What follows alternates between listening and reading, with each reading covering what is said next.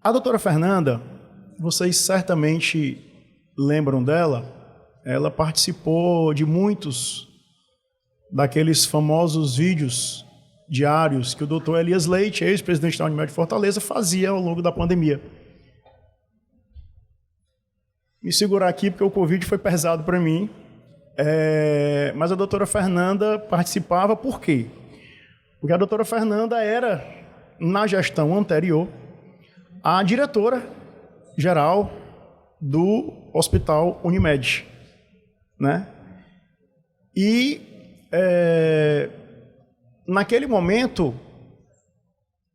de uma forma que eu particularmente poucas vezes vi na vida, eu vi uma empresa cuidar tão bem das pessoas, né? Não apenas aquelas que estavam lá internadas e tal, mas da sociedade como um todo.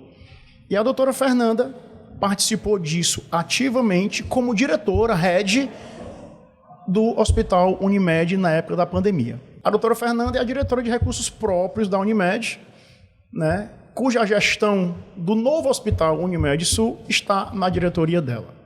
Doutora Fernanda, obrigadíssimo primeiramente pela sua presença. Como é que foi aquele momento? Hoje, como o mundo dá voltas, né? Inaugurando aí o Hospital Unimed Sul. Como é que foi aquele momento? Me diga aí. Bom, eu acho que até pegando o gancho no que vocês estavam falando anteriormente, né, da importância da cultura na empresa.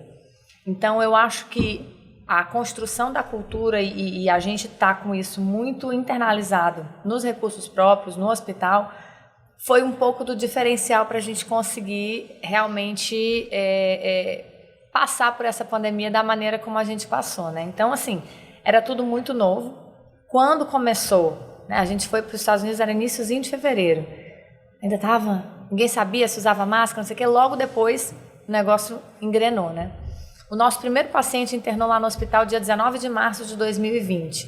E ninguém sabia de nada, né? A gente tinha algumas conversas com alguns epidemiologistas, tinha ainda um pouco da descrença de que o Covid ia chegar aqui no Ceará com força, porque tradicionalmente viroses respiratórias no nosso clima não tem uma penetração tão grande quanto em sul e sudeste, então estava muito aquela coisa assim, sem saber que rumo o negócio ia tomar.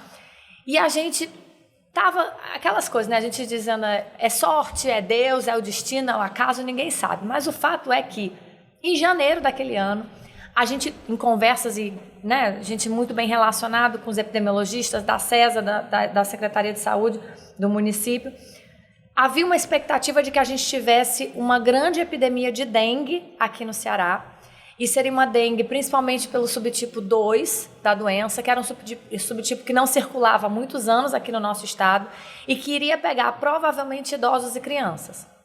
Então, em janeiro, a gente montou um comitê de crise. E em janeiro a gente começou a se preparar para essa provável epidemia de dengue. Então, nisso a gente mobilizou recursos, a gente fez a integração entre os recursos da diretoria, justamente pensando em eu vou precisar usar a clínica, a ambulância, o home care para poder desafogar o hospital. Então, a gente já começou a se mobilizar. E aí, quando começou a surgir a questão do Covid e tal, a gente só virou o foco. Então, a gente já estava mobilizado. E aí, a gente já estava articulando compra de recursos, né? A gente já estava pensando, não, vou precisar de mais seringa, de mais medicamentos, de mais coisa, porque vai ter essa epidemia.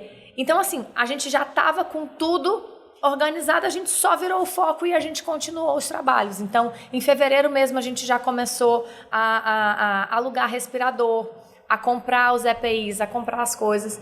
E aí, quando realmente a gente tomou pé do que era o Covid, a gente, felizmente, já estava em processo de construção do novo hospital.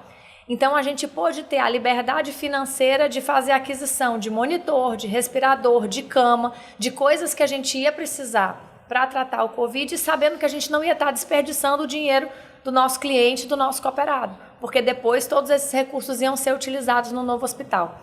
Então, a gente, com isso, conseguiu se preparar muito bem em termos de estrutura para a epidemia, para a pandemia, né? No primeiro momento, a gente chegou a montar uns 400 e pouquinhos leitos no hospital. Na primeira onda, a gente chegou a ter 389 pacientes internados e 389 Covid e 413 pacientes no total.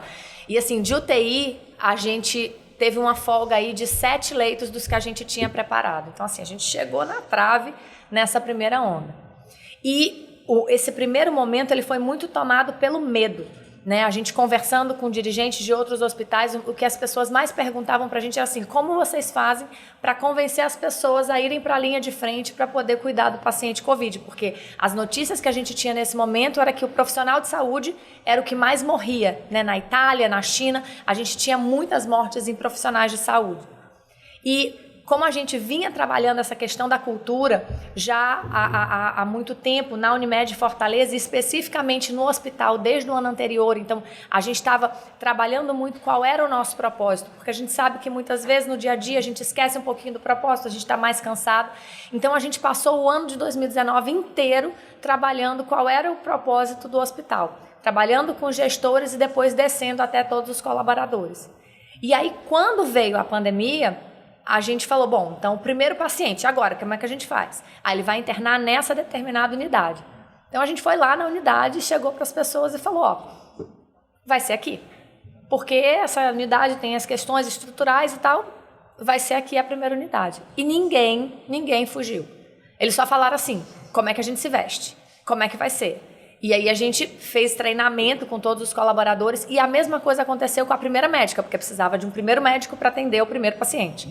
E aí a nossa querida doutora Rita, né, que é clínica, que é infectologista, a gente falou, Ritinha, é com você, porque você é clínica e infectologista, vai ajudar a gente. E ela falou, com certeza. Né? Então, tanto que foi muito simbólico, porque quando a gente recebeu as vacinas do Covid, né, no início de 2021, ela foi a primeira pessoa no nosso hospital a ser vacinada. Por esse simbolismo, né? Porque ela não fugiu da luta e foi a primeira médica que atendeu os pacientes Covid.